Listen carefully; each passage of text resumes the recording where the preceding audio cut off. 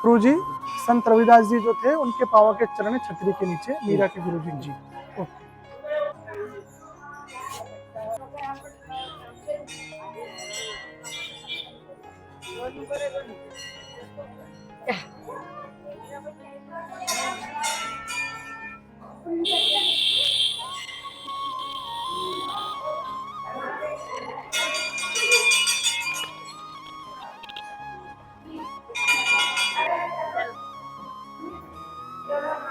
ये सब जो आप कलाकारियां देख पा रहे हैं 7th सेंचुरी का है सब कुछ, ये सब 7th सेंचुरी का। इनके बाहर की शायद आपने मूर्तियां नहीं देखी, सब टूटी हुई है, किसी का मुंह, किसी का पैर, किसी का। ये टूटी हुई इसलिए है क्योंकि ये जो किला है पुराने जमाने में राजधानी था मेवाड़ की। राजस्थान के दो भाग थे, मेवाड़ और मारवाड़। तो ये जो है ना मेवाड़ की राजधानी था उस जमाने में, इसीलिए इस किले को जीतने के लिए यहाँ पर काफी बार मुगल बादशाहों के, खिलजी राजाओं के इस किले पे हमले हुए थे। उसमें 27 हमले हुए थे इस किले पे। 27 हमलों में से 3 हमले ऐसे थे जिसके अंदर मुगल बादशाह खिलजी राजा अंदर तक आ गए थे, बाकी हमलों में यहाँ पर कभी अंदर नहीं आए। 3 बार जो इस किले पे हमले हुए थे, तीनों बार इस किले पे जोहर हुए थे, जिसमें सबसे पहले जोहर के रानी पद्मिनी जी ने 16,000 दासियों के साथ में। रानी पद्मिनी जी के पति का नाम राणा रतन सिंह था, जिनके लिए रानी जी के इतिहास में बहुत सुंदर थी, पान खाती, पानी पीती ना तो गले से दिखता था, इतनी सुंदर थी।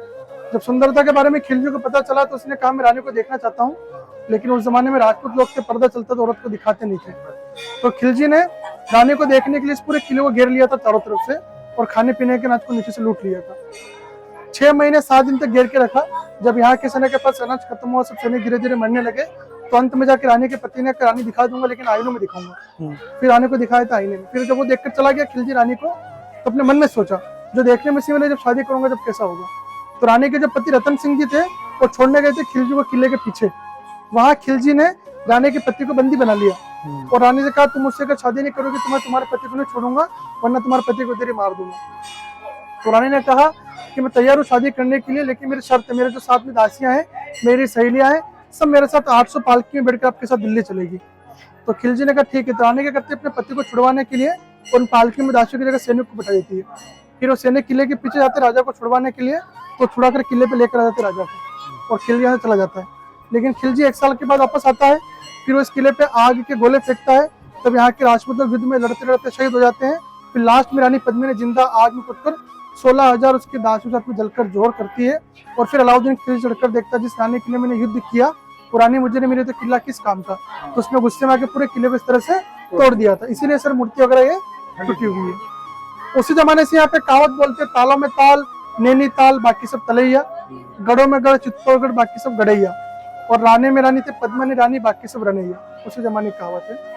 तो पहला हमला अलाउद्दीन खिलजी ने किया, रानी पद्मिनी का जोहर हुआ। सेकंड बार हमला किया था बहादुर शाह ने 1535 में।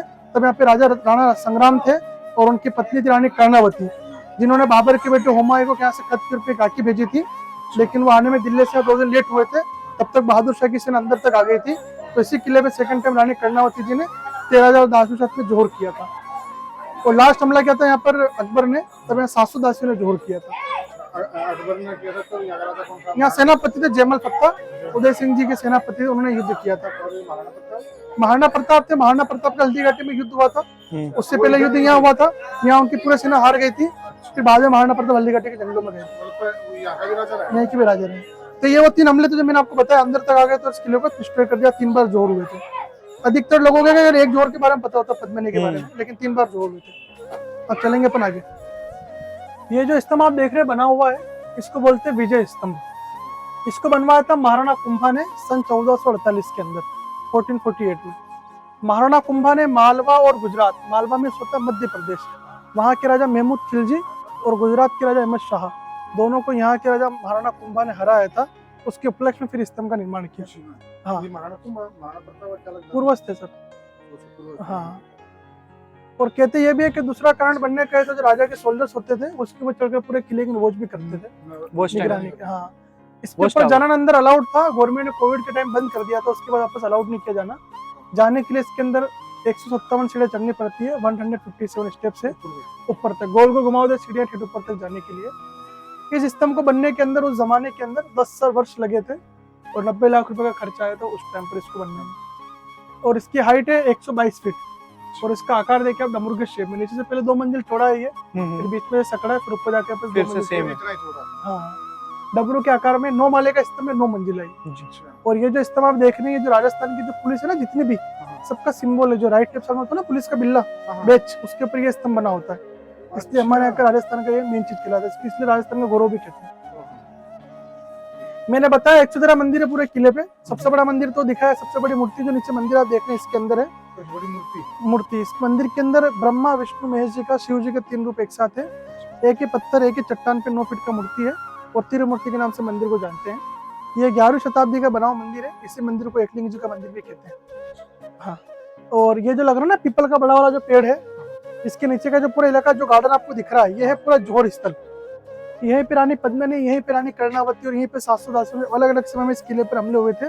तब यहीं पे उस जमाने में जोहर किया। जोहर की जगह एक ही होती जहाँ पे आग का बहुत गहरा खड्डा होता था, जिसमें यहाँ चंदन की लकड़ियां, घी, तेल डाल के जो रानी होती थी, वो उसमें कूद कर शाखाएं बनाकर यहाँ जोहर करती थी। लेकिन जब जोहर किया गया तब इधर खड्डा था, गवर्नमेंट ने इसको भरकर बगीचा बना दिया है। और सामने देखो काला बोर्ड लगा हुआ है, ब्लैक कलर का दिख रहा है, उस बोर्ड पर लिखा हुआ जोहर स्थल, मतलब ये वो जगह जहाँ पे जोहर हुआ था। पर इसमें कोई जाता नहीं है ना नीचे? जाते ना, चलेंगे। अच्छा। ये पूरा किला गवर्नमेंट के पास में है, लेकिन इस किले के जो राजा वो अभी भी जिंदा है। वो राजा यहाँ पर आते हैं, आने के बाद में जो सामने हवन कुंड दिख रहा है बगीचे के बीच में, जी। यहाँ पर आकर हवन करते हैं। तब यहाँ पर मेला भरता है, जिसको जोहर मेला कहते हैं। वो हर साल में यहाँ पर एक बार होता है। अरविंद सिंह जी, महेंद्र सिंह जी, लक्ष्मण सिंह जी यहाँ के जो राजा हैं, वो यहाँ पर आते हैं। आने के बाद में यहाँ पे हवन करते हैं। पहले चालू था, यहाँ से देखते ना स्तंभ को, आप देखिए, यहाँ से देखने पर ऐसा लगेगा जैसे अपनी तरफ गिर रहा हो या टेढ़ा बन रहा है क्या सर? ऐसा कोई नहीं बना सकता है उस जमाने। आजकल इतनी इंजीनियरिंग, क्रेनें वगैरह सब कुछ आ गई, फिर भी नहीं बना सकता कोई। संग्रहालय म्यूजियम भी है। हाँ, म्यूजियम भी है ना सर। ये इसमें रास्ता सर जाने का, छोटे छोटे गेट इसमें जाने के लिए, माइंड और हेड और स्टोरेज, गोल गोल इसके अंदर राउंड में सीढ़ियां हैं। यहाँ से लेफ्ट में रास्ता जाने का। ये जो ऊपर से मैं आपको बता रहा था अभी, ये जोहर स्थल है पूरा। जिन 3 जोहर के बारे में जो मैंने बताया था आपको, इनकी तीनों की कहानियां यहाँ लिखी हुई है, जो आप देख सकते हैं, पढ़ सकते हैं जी। ये जोहर स्थल जो बोर्ड सामने आप थोड़ा जूम करके दिखा सकते हैं, ये जोहर स्थल का बोर्ड है जी। और जो राजा जी यहाँ पे आते हैं, भी यहाँ हवन होता है साल में एक बार।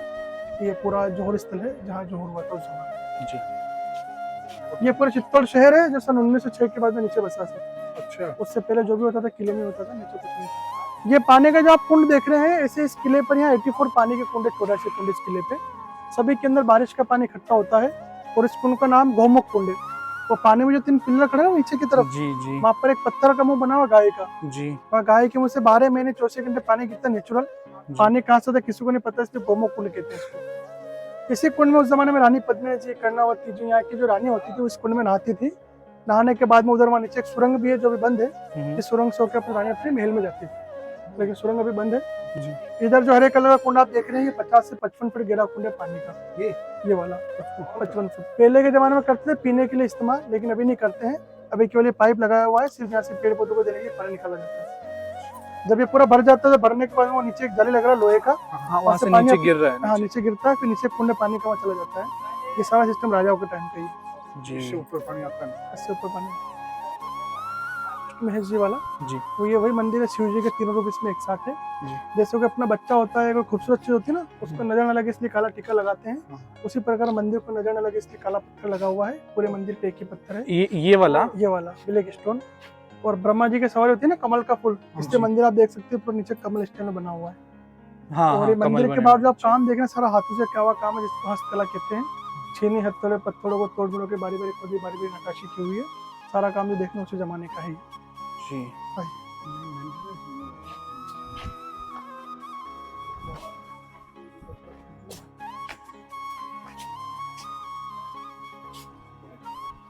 देख पा रहे होंगे पूरा हस्तकला के द्वारा बनाया गया है, हाथों से छीन और हथौड़े से। ये गणेश जी देख पा रहे होंगे आप।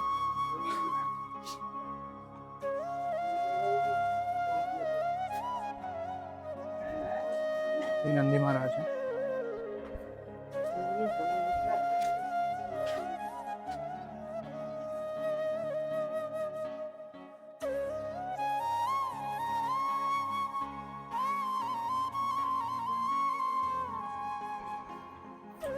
ये है ब्रह्मा विष्णु महेश, आप देख रहे हैं।